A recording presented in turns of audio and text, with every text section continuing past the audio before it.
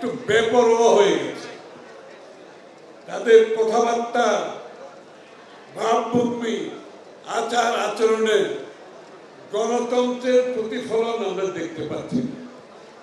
তারা কেন যেন একটু বেপরোয়া হয়ে গেছে। তারা সেখানে এমনকি প্রশ্নবিদ্ধ করতে করতে এখন বাংলাদেশের আমাদের সামরিক বাহিনীকেও তারা প্রশ্ন করতে শুরু করেছে। তারা এমন বেপরোয়া হয়ে উঠেছে যে আগামী দিনের যে গণতান্ত্রিক প্রক্রিয়ায় স্থানান্তরিত জনগণের নির্বাচনের মাধ্যমে, জনগণের ভোটের মাধ্যমে গণতান্ত্রিক অর্ডার ফিরিয়ে আনে একটি সরকার গঠিত হবে যারা জনগণের কাছে দায়বদ্ধ হবে, সেটাকে বাধাগ্রস্ত করার জন্য তারা উঠে পড়ে লেগেছে। এই জন্য তো আমরা গত দীর্ঘ 16 বছর এত ত্যাগ স্বীকার করি। আমরা জনগণের মালিকানার জন্য ত্যাগ স্বীকার করেছি। তো সুতরাং আমাদেরকে ঠান্ডা মাথায় কাজ করতে হবে।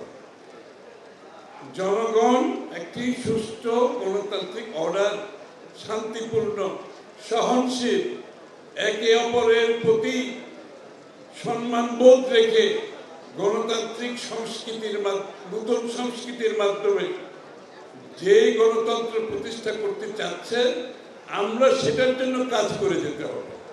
আমরা কিন্তু সেখান থেকে সরে দাঁড়ালে হবে না। অন্যদের কথায় উত্তেজিত হওয়ার কোনো কারণ নেই। এদের অনেকে বিএনপির সমকক্ষ কেউ নাই, এরা বিএনপির সমকক্ষ নয়। সুতরাং আমি তাদেরকে সমকক্ষের ভূমিকায় এলে আমার সুযোগ সৃষ্টি করে দেওয়ার কোনো সুযোগ নাই। আমাদেরকে গণতান্ত্রিক নতুন সংস্কৃতি সৃষ্টি করতে হবে, যেটা তারেক রহমান সাহেব বারবার বলছে। সেটা হচ্ছে সহনশীল হতে হবে। অন্যের প্রতি আমার ভিন্ন মত থাকলেও সেই মতকে সম্মান জানাতে হবে। পরস্পর সম্মানবোধ থাকতে হবে। জনগণের উপর আস্থাশীল হতে হবে। সব ক্ষমতার উৎস জনগণ, শহীদ প্রেসিডেন্ট জিয়া রহমান সাহেব বলে গেছেন, সেখান থেকে সরে দাঁড়ালে চলবে না।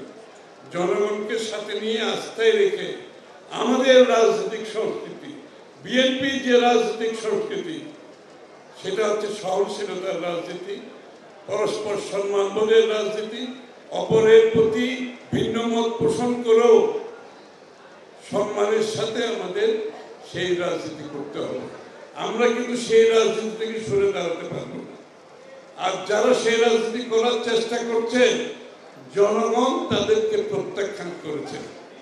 ইতিমধ্যে আপনারা বুঝতেই পারছেন, অনেকেই প্রত্যাখ্যিত হয়ে গেছে, যেই জন্য বেপরোয়া হয়ে উঠছে। কিন্তু আমাদেরকে আমাদের রাজনীতি থেকে সরে দাঁড়াতে হবে। বিএনপির রাজনীতি জনগণের আস্থার রাজনীতি, সেই রাজনীতি আমাদেরকে অব্যাহত রাখতে হবে।